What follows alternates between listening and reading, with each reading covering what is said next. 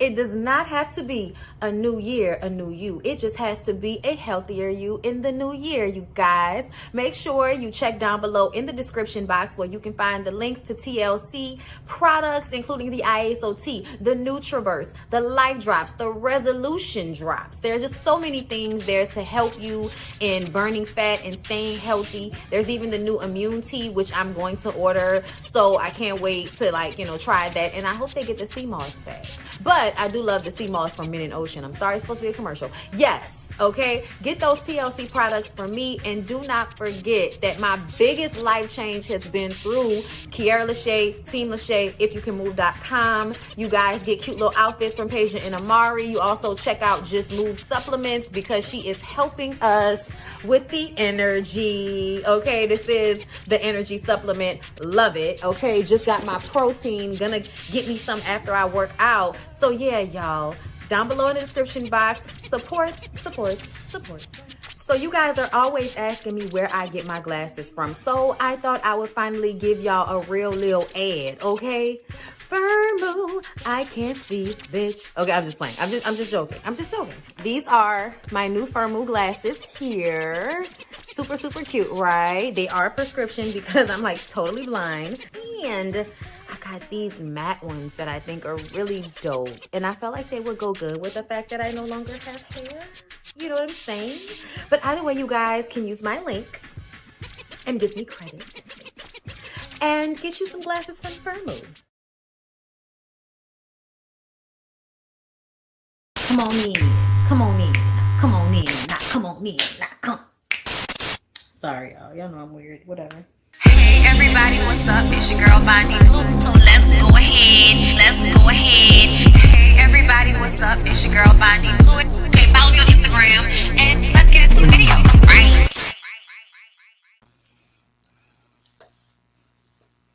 I'm back. Okay. I had to make sure that it wasn't muted. Okay, listen. What's up, y'all? We're back. And we're right back. Okay, we're right back. Okay, with me and this wig. Okay, we right back for Married at First Sight. Where my phone is? Sorry, y'all. I'm being real extra right now because of this wig. I love it. Okay. Notes. Oh, wait, no. The notes are here. Notes. All right. I be forgetting sometimes that I do them on my computer because it's easier to type. But yes. Okay. So who do I want to start with? Let's start with the crazy psycho killers of them all. Okay. Whoa. Wait, let me go. Let me get the crazy psycho killer picture. It's totally crazy psycho killer. Okay, Virginia and Eric. Okay, can we start with Virginia and Eric? Okay. All right. So Eric takes Virginia to his childhood home this episode. Everybody's going to somebody's childhood home, looking at somebody's childhood pictures, writing letters to their childhood selves. Like we real in our childhood this episode. Okay. And Eric takes Virginia to his childhood home so he can show her how important family is to him, as if we don't already know that. We know. You're traditional. We know. Okay. We've heard it like 1,000,001 times. And I'm just a little over. Just a little bit over Eric, you guys. Just a little bit. You know, he's crazy psycho killer. So he's entertaining, but I'm over him.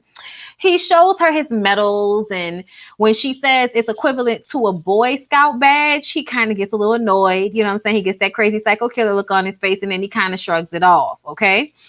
Then he shows her all of his pictures of his little league and shit. And, you know, it's just like, oh, great. It's all about him yet again. Because it's always about him. You know what I'm saying? And that's the point. So Virginia gets emotional because Eric hasn't met her family. He doesn't call her family. She makes this huge effort with his sister and his mom, and he doesn't do the same for her. Eric says that her family isn't really close enough, and it's like, well, you can call them, so let's not do that. Okay, you can FaceTime them, so let's not do that. You know what I'm saying? That's bullshit. It's always going to be all about Eric because he's self-centered. And he's one of those men that feel like his woman is just an extension of himself. She's supposed to do everything for him. And, it's supposed to be all his way and, to suit him. Like you could just tell, because every time she goes against that, bucks against that, it's an argument. And then he throws that, well, we don't have to do this. And, it can just be over. Like he always does that eventually, or taps out of the conversation because he's not getting his way. And she's kind of starting to fight against every little thing just because she feels like he's trying to control her. So Eric then reaches out to Virginia's dad in order to like offset that situation. And the dad, basically says, hey, don't feel bad for not reaching out. We get it. You guys have only been together for like a month or so. Like, it's cool. Don't trip out about it. But also, he asked for advice about Virginia. And basically, the dad is like, the same thing Virginia said, the same thing we've all been saying. Marriage is not a one-size-fits-all type of deal. And him imposing what he thinks marriage should look like on her is problematic for their relationship. It feels like constraints. It feels like control to her. So that means you need to stop doing it in that way. And I don't think he gets that. It's this stubbornness that, no, I'm going to keep doing it this way. It doesn't matter that it's not working. It doesn't matter that it's going to have the opposite effect of what I really want, which you want her to stay. You want her to be there, but you also want her to be codependent upon you in a way that she is not ready to be. Okay. And it annoys me this episode, how it is that the time factor is given as grace to Eric, but not to Virginia. You know what I'm saying? Like he can act this way because it's only been a month, but she can't act this way. You know what I mean? Because it's only been a month. But either way, then we go to her childhood. All right. She played basketball in middle school and high school. So they play a game of one-on-one and she was shaking his ass up. Okay. You know what I'm saying? Fucking him knees up. Then they talk about the games that she won and the times that she had to depend on herself as a teenager, the times her parents were not there for her and her siblings had to be there for her at like, days where her parents were supposed to like walk her in at the game and shit. Like it was just real messed up when you hear how her parents just really were not there for her because they were so caught up in their own bullshit. That's just so unfortunate. You know what I'm saying? This is when Eric tells her that he wants her to need him and that it's okay to need people. And she says something that I said like at the very beginning of my marriage, like, I don't want to need you. I don't want to have to need you because that doesn't feel good. It feels like drug shit. And drug shit doesn't feel good. It feels like pain and tiredness and energy suck. I want you.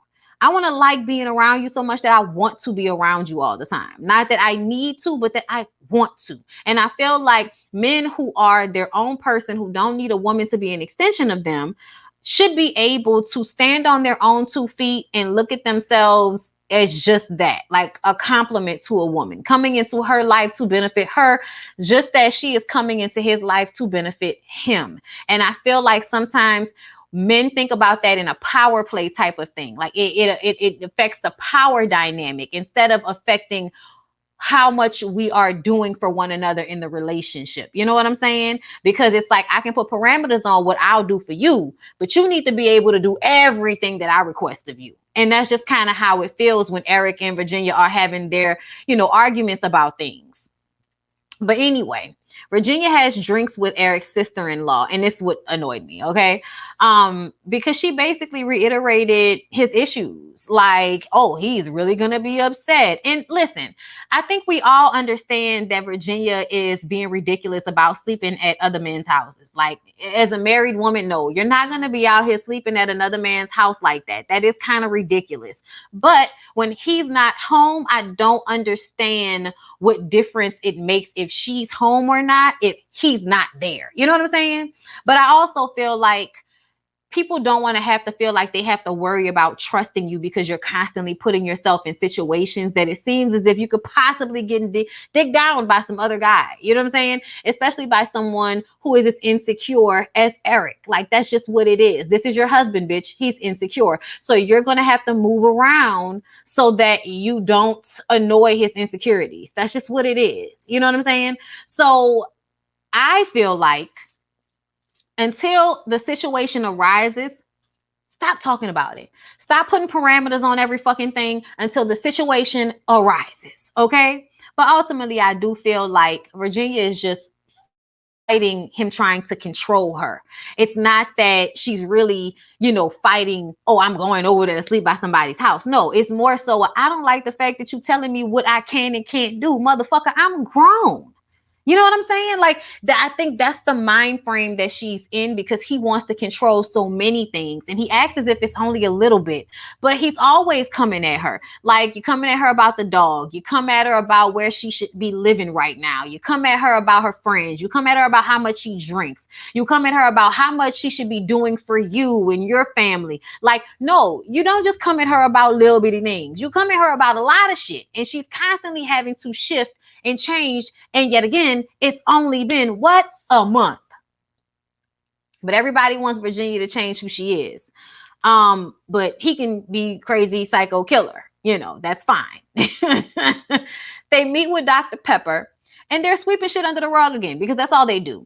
And she doesn't want them to try and fit a mold. But Eric feels like some things are just the definitive of what marriage is, as far as like infidelity and things of that nature. And I feel like we're not even arguing about that though, Eric.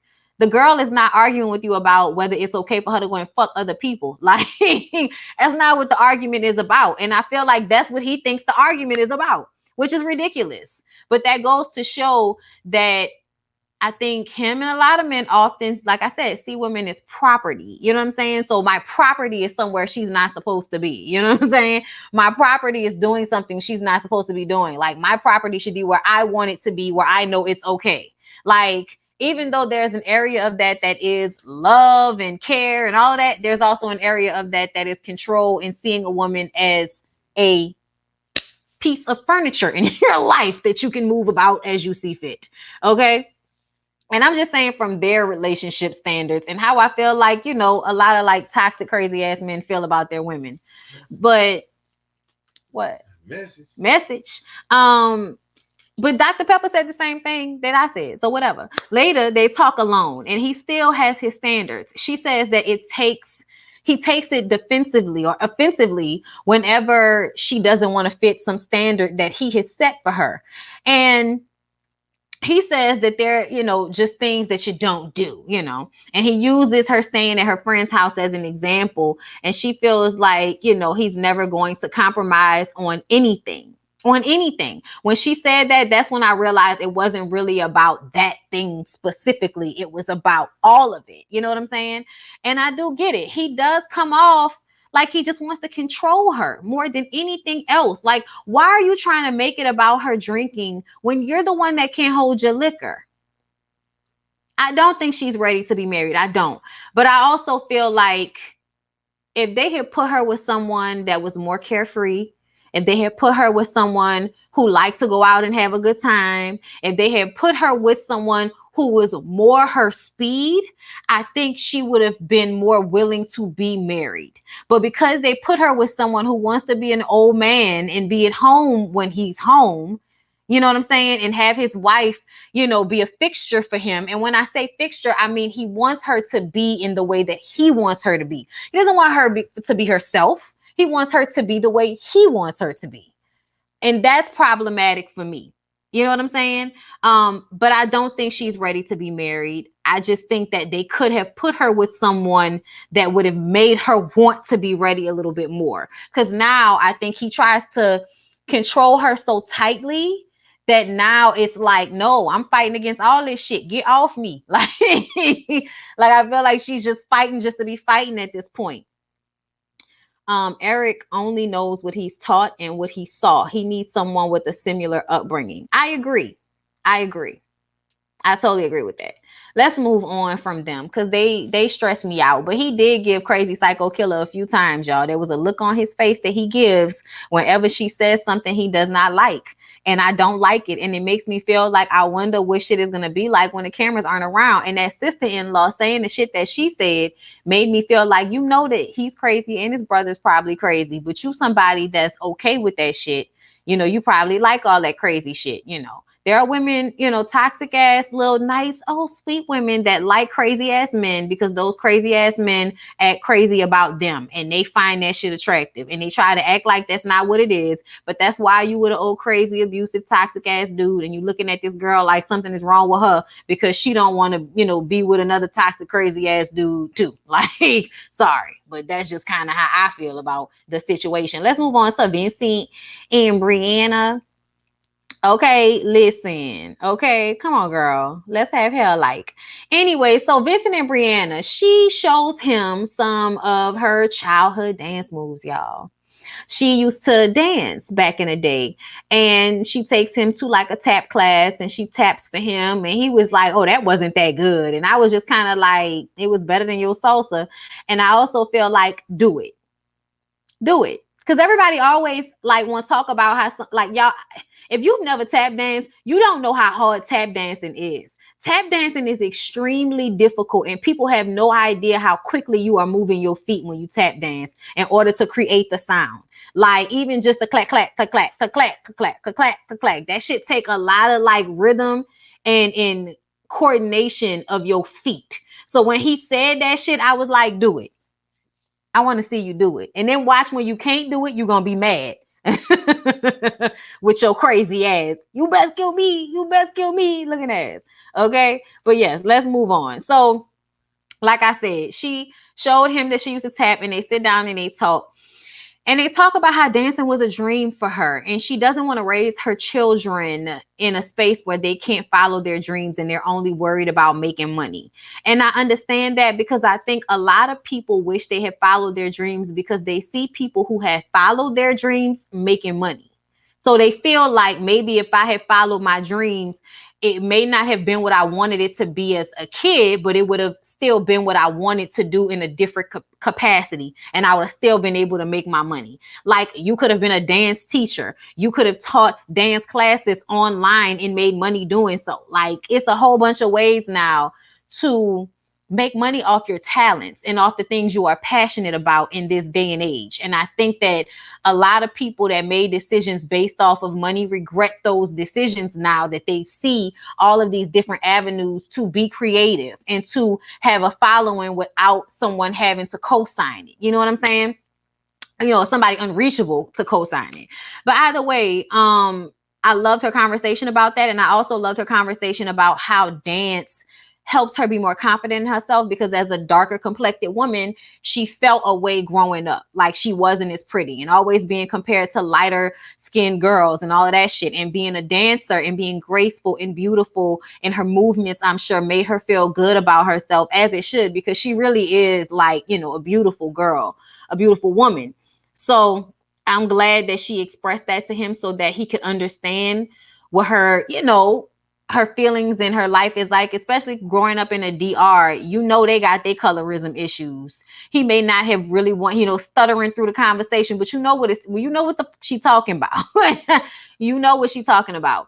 But you know, when she speaks about them having children, he's so happy to hear her say that, because I think he thought that she was going to say they weren't going to have kids. But the problem comes in when she tells him that they won't be having kids for a long time. He don't like how that sounds. Like the video.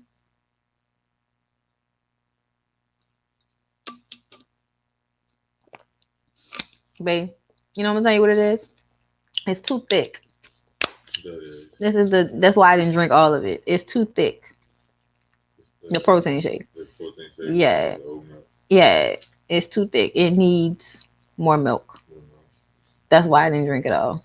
So just saying. Because every time I drink it, I'm like chewing shit, which is cool. But sometimes I just do. Yeah, I just be wanting to drink. You know what I'm saying? All right, y'all. I'm sorry. I had to drink. I'm hungry. I love y'all. I hope I can get some salmon today. I want some fish. Anyway, Vincent and Brianna meet up with Dr. Pepper. Okay. And she brings up the sleeping situation, you know, about how Brianna always wants to wake Vincent up extra early when he's really tired because all he does is drive. So sometimes he needs to sleep a little bit longer, and she wants him to go to sleep earlier instead of scrolling on his phone at night so that he can wake up earlier. And she doesn't really seem to want to bend on the situation at first, which annoyed me. And Dr. Pepper is like, so wait, does it have to be every day, bitch? Like, he can't have some days when he sleeps? And she was like, no, it doesn't have to be every day. And I'm just kind of like, okay, well, that makes sense. How about we do some days I sleep in and you leave me the hell alone. And then other days I wake up early and have breakfast with you and all of that shit. You know what I'm saying? But I also feel like I don't know a man that's not going to wake up for breakfast. Like, if I go downstairs and make breakfast, as soon as he smell bacon, he going to wake up. Like, or if he don't wake up and I bring him the food, he gonna get up and eat the food and then he gonna get up. Like, it's real simple. I don't understand why he has to like wake up at 6 a.m. every morning so that you could feel like y'all have been productive today. Fuck out of here. Everybody's sleep schedule and body is not the same. Some people need more sleep than others. So I just kind of feel like she needs to relent on that a little bit more. And I feel like that's something that will probably kind of lessen over time. But she got to stop trying to control him to that extent, because that's going to cause more issues and they already kind of fragile, if you ask me, relationship. Then Dr. Pepper brings up how Vincent feels about the fact that they could possibly need somebody else to carry their baby. And he says they need to do more research. When Dr. Pepper brings up adoption, he hasn't even considered it. And we're going to give him the time to think about that. But he also had his moment where you can tell he was getting upset and he was trying to control himself. And that's another thing where it's like, Vincent, you're another person that thinks about having children from a selfish place. And not that I'm mad at you for wanting to have biological children. I want to have biological children. I want to physically have a baby. I get it. I'm not judging him for that. But I feel like it's almost as if he felt like he was going to say no for somebody else to carry the baby as well. You know what I'm saying? Like, it almost felt like it has to be her having the baby as soon as possible or nothing. And it felt like there was no compromise in that. So him saying that he was going to educate himself or do research was more so from a place of, we don't need to talk about this right now, but I'm definitely going to be putting holes in condoms and throwing away pill packs and trying to impregnate her against her will. Okay, not against her will sexually, but you know what I mean. Like, she may not want to get pregnant right now, but I bet you she's going to end up pregnant. Like, I'm sure he has that in his mind when he's doing this. Okay. But y'all, Vince takes Brianna to a bodega to eat some empanadas, and he tells her the story of, how they were so poor in the DR and came here to America for a better opportunity, and how he really wants to give his family a better life, his wife, his kids, because it's something that he didn't have growing up, and, poverty and not having a dad around. And it makes her want to take care of him. It makes her feel sorry for him and all of that shit. And I feel like, oh, the makings of an abusive relationship. Oh, I'm sorry, but that's what it felt like. Feel sorry for me so that, when I impress my will upon you, you feel bad and go along with it. That's what it felt like to me. But, I like Vincent. I like Brianna. But I do feel like there's a lot of like, you best kill me essay going on here. You know what I'm saying? But they both need to relent and be a little bit more compromising in one way or another. How he wants to have children that quick when he just started his business. Like, will he stay at home and take care of the baby? Because Brie makes more money. I like that comment. Thank you, Sasha. That was a good comment. Vincent didn't want to verbalize. He doesn't agree with those options, but I think it's hard to compromise for someone he doesn't know that well. Aha. I also feel like it needs to be hard for you to want to jump into having children with someone you just met. It's only been a month. She should not be pregnant next year.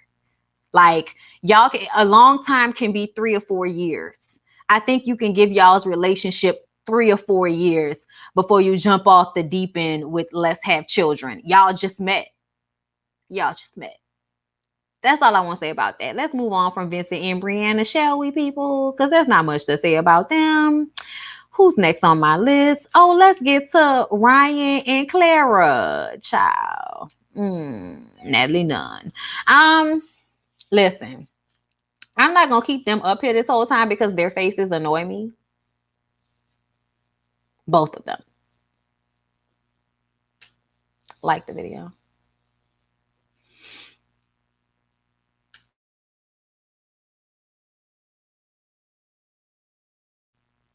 Yes, like the video. Okay, Ryan and Clara. So Ryan meets with Clara's mom, and she gives him advice on Clara to be patient. And, if you really like my daughter, the love will come. Ryan brings up how he really wants to raise his children in the church, and that doesn't seem to be, something that is that serious to Clara. And her mom says that it wasn't that serious to her until she had Clara, and then she realized that it was important that her child understood how important religion was for her. So Clara might have those same feelings when she does have a child, which Ryan says is relieving for him. You know what I'm saying? But I'm like, you have to have sex with her in order to have a baby with her. So I'm trying to, see. How do you think y'all gonna have a baby if y'all haven't hunched yet? We already talking about babies. We ain't even hunched yet. Okay? Okay. They go to Clara's parents' house, and she shows him her bedroom, and they reminisce on her mom breaking a Usher confession CD. Okay. Because she felt like it was inappropriate for Clara to listen to. And I was just kind of like, and then they sat there and made like excuses for it, talking about, oh my God, it's wildly inappropriate for, us to be listening to music about a man who cheated on his girlfriend and had a baby on her. And I'm just kind of like, first of all, they played the shit on the radio. So everybody was listening to it. Second of all, you watched Jerry Springer, didn't you, bitch?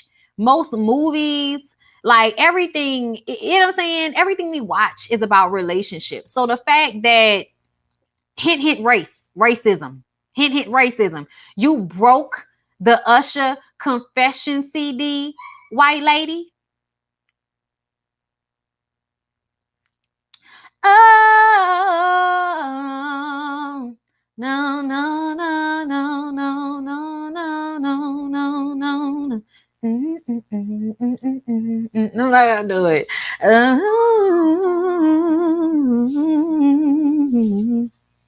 Feeling your body, you find somebody who makes you change your ways, like hanging with your crew. You act like you're ready, but you don't really know. And everything in your past, just wanna let it go. I've been there, done it, fucked around. After all that, this is what I found. Nobody wants to be alone. If you're touched by the words in this song, baby, you're on, hang up, then you go right back. Oh, you. I'm sorry, y'all. I had to do it. But in my notes, it says, I'm gonna read y'all my notes verbatim. They go to Clara's parents' house, and she shows him her room, and they reminisce on her mom breaking a confession CD, making her a psycho in my eyes now. I'm sorry. That mom is a fucking psycho. She broke a classic CD as if everybody doesn't make music about cheating. Country music is about cheating. Blues. White people make music about cheating. Right. She wouldn't dare break a Beatles CD. The disrespect. But yeah, we so cool with her sitting here across from, thick in the gams, black ass Ryan. Okay. He may not be that black, but he black enough for me to call him a black ass. Okay, but this is a dream come true for her. And y'all, I thought about that. I was like, that's so weird to me. This is a dream come. Like, I'm sorry, I'm just not about to be one of them moms. I already know I'm not about to be one of them moms. I have a lot of dreams for children that I have. Sitting across from them and a nigga in hopes that they will be in love is not one of those things. I want my children to just be successful in whatever way they want to be, and enjoy their lives and be super duper happy in whatever capacity that is for them. I want them to do whatever they feel they want to do. And when people have such specific dreams for their kids, I find it alarming. Uh, at this point. But it's pretty much about that damn Usher CD. I'm sure I'm more alarmed by the Usher CD breaking thing than anything. I was just kind of like, oh my God, bitch. Like, did you really do that? Like, it wasn't like it was like we were listening to Trina back then. So, you know what I'm saying? Slop on my knot. Like, well, what? And you threw away. Girl, she was racist. So anyway, y'all. Anyway, let's move on. Dr. Pepper. I'm sorry. They talked to Dr. Pepper. And I love the way Dr. Pepper wasn't playing around with them this episode. Dr. Pepper was like, bitch, I bet you won't. I bet you won't sit here and lie in front of me. I bet you ain't about to sit and lie in front of me about this shit. Yes, Lil Kim, I was just listening to How Many Licks earlier when I was working out, okay? And how many take okay, all right, I'm sorry. But that was the move that she did. Anyway, child, Dr. Pepper was not playing with y'all today. Dr. Pepper said, okay, so let's talk about Ryan withholding sex. Clara starts to explain this shit away. And I was just like, girl, just say what it is. Say you feel away. Stop trying to explain it. Stop trying to make sure that he feels respected. Like, fuck his feelings because he's still getting off every night. You not. Clara explains it away. Okay. And Ryan says that he doesn't want to say I love you too soon because he doesn't want to say it so much that the meaning starts to fade. I said, bitch, I ain't never in my... Let me tell y'all something. I tell you all the time, I'm a Gemini. You know what I'm saying? I'm a real passionate person. Like, once I love you, I love you. Like, I don't have to be with people in order to love them, but the love is always there once it happens. Okay. So for me, I'm looking at this situation like, I'm gonna tell you, I don't know a person in my life that I've told I love you that I don't love to this day in one capacity or another. And I have the duality of being able to love them from afar. I have the duality of being able to love them and I talk to them all the time. I have that option. Okay, I really, really do. But the truth of the matter is Ryan is on bullshit. Ryan is on bullshit because the word love never loses its meaning. And I love that Dr. Pepper said that shit. Dr. Pepper was like, bitch, I tell my kids I love them every day when we get off the phone. It never loses its meaning. What are you talking about? Okay. Dr. Pepper then ends the conversation by saying that she feels like at some point they will look back at this time and realize, they will look back on this time and realize they were in love all along. I said, okay, sure. I'll go along with that. Sure. Ryan doesn't care about Clara's feelings at all. Okay. So Ryan and Clara are writing letters to their younger selves. Clara says that she feels like the energy is really weird ever since they met with Dr. Pepper. And then Clara tells her younger self to love herself and understand heartbreak is a part of life. And Ryan says he wouldn't really change anything, but he needs to be present more often. He's always worrying about the future instead of worrying about like the present time. So he needs to get better about that. But he wants him to know he loves his younger self. And that was it. None of the guys are really going to say that much to their younger selves. They're just not. That's just not the way men really are. Women are the ones that want to like warn bitches about, niggas they didn't mess with that they feel like they should have left alone and all. I need to warn myself about him. No, you don't. Okay. No, you don't. No, you don't. Sure. I know, right? Sure. That's all he does. Sure. For sure. Y'all, I'm over Ryan. He doesn't want her and he's not being honest. And that's really obnoxious for me to watch them not be honest about whatever the fuck is going on. I'm married to a Gemini too. Oh, okay. How you doing? All right. Listen. I'm a real Gemini, but I don't like that whole two-faced thing. I am not two-faced. And I'm also not phony. But you will get two different sides of me. You will get happy, you'll get, like bubbly Brittany. There's a bubbly Brittany. And then as my mom would say, there's a Brandy. Some of y'all get that from me sometimes. But anyway, let's go ahead and move on to Jacob and Haley because they were on some bullshit. So Haley and Jacob go to the batting cages because she played softball in high school. Try my wig and shoulder. We'll make sure it's not sliding. Bitch, I want to make sure it's not sliding because I'm not about to glue this down. You know what I'm saying? But anyway, so she's really good. He's not. He hit 2 out of 20, and it's probably because he was wearing those dress shoes that he had on. Okay, he had on jeans, and she just kind of felt like that wasn't the appropriate attire for what they were doing. And she kind of like made a big deal about it to the point where that was something she brought up in their conversation with Dr. Pepper. And I was like, bitch, that has nothing to do with anything. Why are you bringing it up like that matters? That does not matter right now, girl. Anyway. So she explains when she was a child how much of a little diva she was and how at 4 years old she had decided that if she didn't want to do something, she wasn't going to do it, which is basically the way she is in the relationship. I told you, Miss Monet, leave me alone. Leave me alone, girl. Okay, like, you know, I'm looking at it and I'm trying to make sure that it look right, because if I look back on this and I be like, bitch, you should have fixed it, I'm gonna be mad at myself. Okay, but anyway, they go putt with him to learn more about Jacob.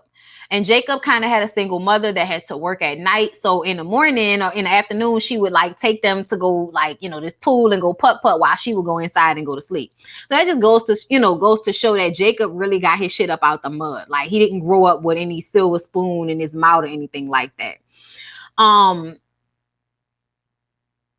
She really didn't like the fact that she was losing at the putt game.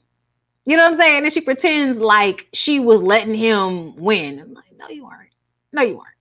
He shows her some pictures of himself when he was playing golf, and it was like a tournament, you know, / charity situation. And he was supposed to be dressed up, but he came in like a t-shirt and some shorts or some shit like that. And it was supposed to be a joke. And I'm sure there was some Caddyshack reference there. Okay. But either way, she was upset, like, ew, I can't believe he did that. And I was just like, look at this nigga's thigh muscles.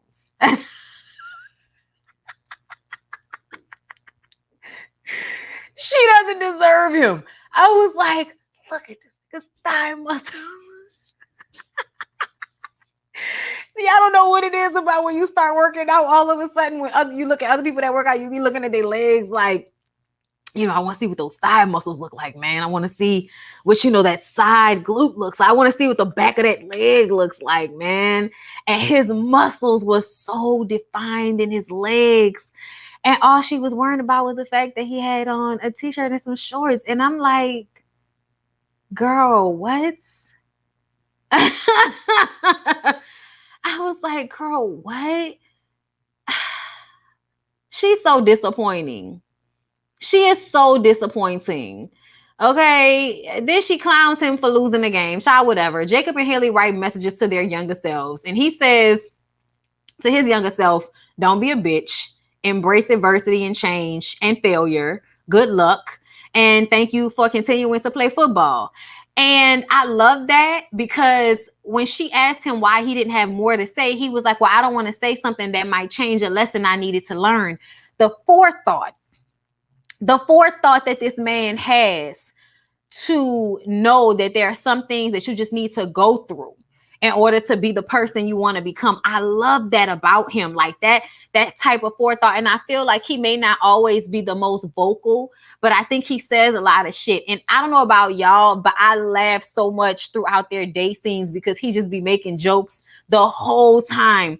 And I think he's hilarious. And she's a Karen, so she doesn't allow herself to appreciate his sense of humor. She doesn't allow herself to appreciate the person that he is because she's a fucking Karen. That's what she is. Okay. She tells herself to take chances and don't hold on to people that won't be there in the future.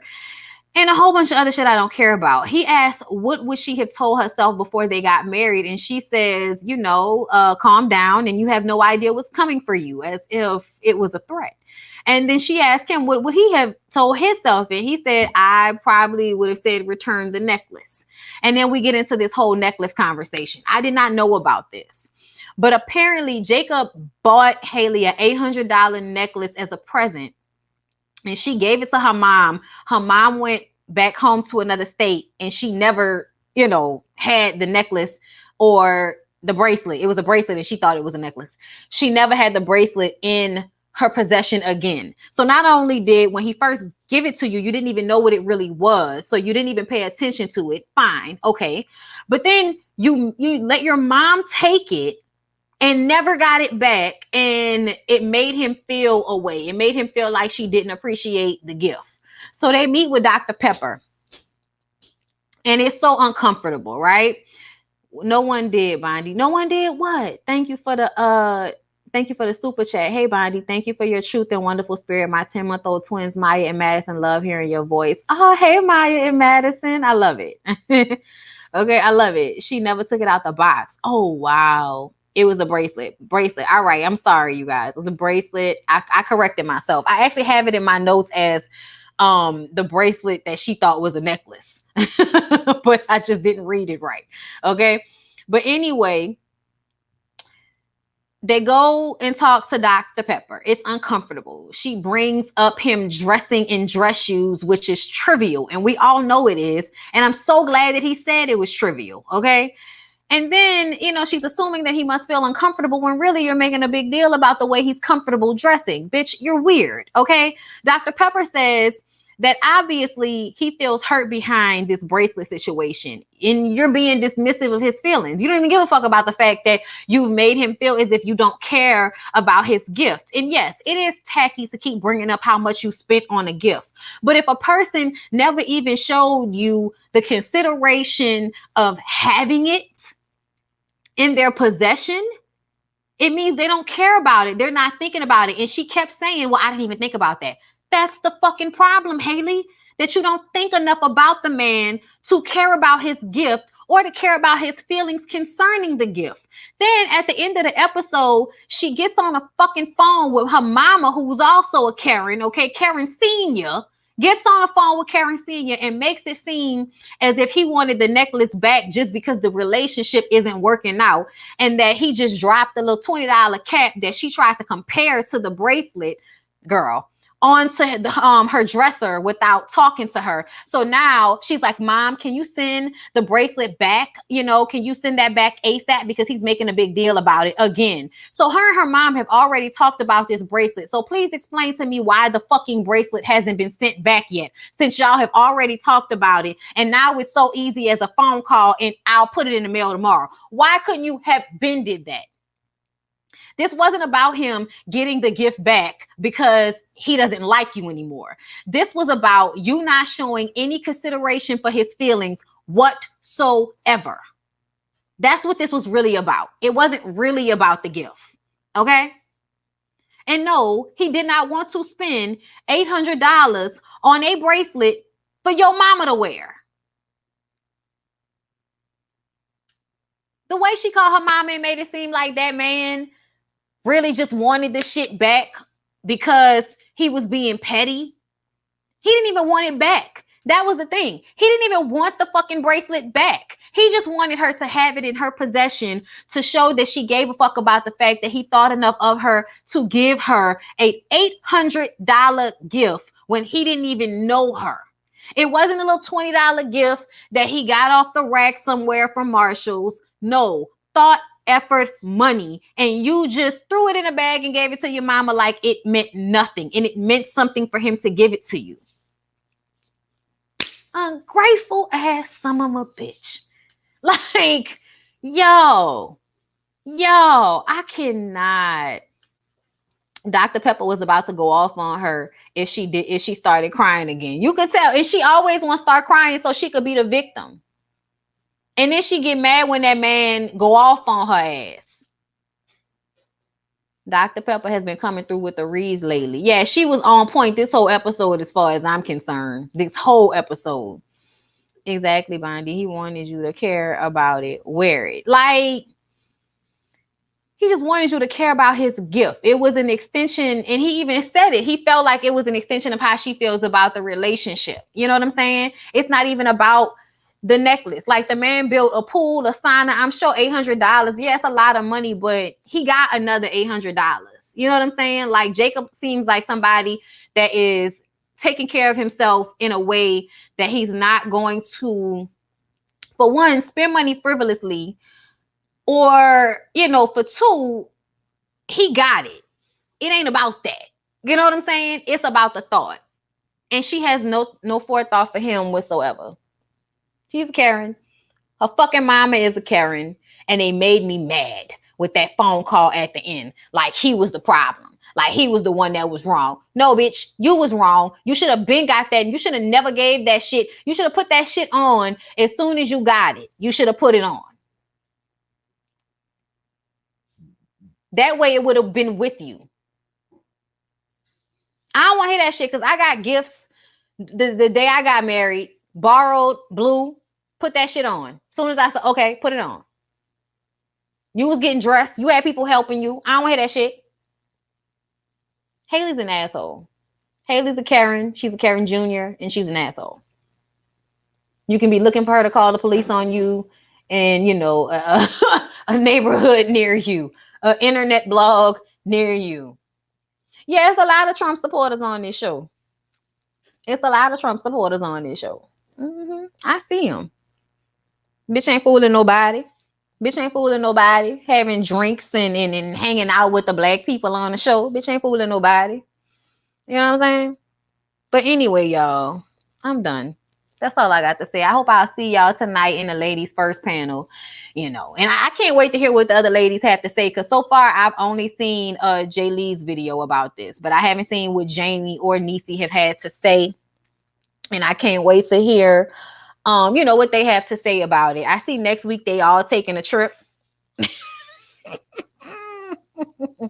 Child, Virginia and Eric gonna be on their bullshit, pretending like they like each other again. Can't wait. Anyway, y'all, I hope y'all enjoyed the review. Bondi, we can never even hear about the damn thing until now. We could have been read her down. Yeah, I really feel like they was trying to save her. Because they knew people didn't like her. They was trying to save this bitch. They was trying to give her a second chance at life on this show, and it didn't happen. Because she's a Karen.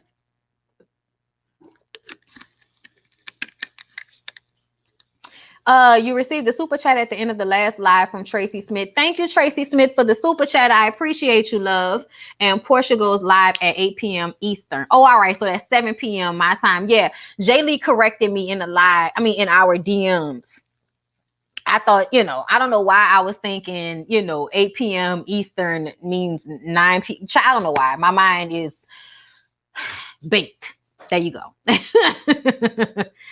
Did you do Chris and Paige? There was no Chris and Paige this episode. There was no Chris and Paige this episode. At least not that I saw.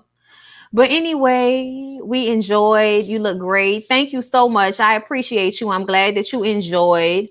Yeah, it's like Lifetime was trying to make up for the NOLA season. Too much black love for the Trump audience. Child, I guess so. That's unfortunate. Because this is a great live. I love y'all so much. I'm glad y'all appreciate my lives. I appreciate y'all energy. I appreciate y'all coming to talk to me about the shows. It's really fun for me this way. So please don't forget to like the video and share it, and come back the next time you see me going live. I'm glad y'all like the unit. Okay, I'm glad. I'm glad I did my best. Okay, but I love it. I think it's pretty. But anyway, I love you guys. I hope y'all have a good rest of y'all day, and I will see y'all tonight for the ladies first.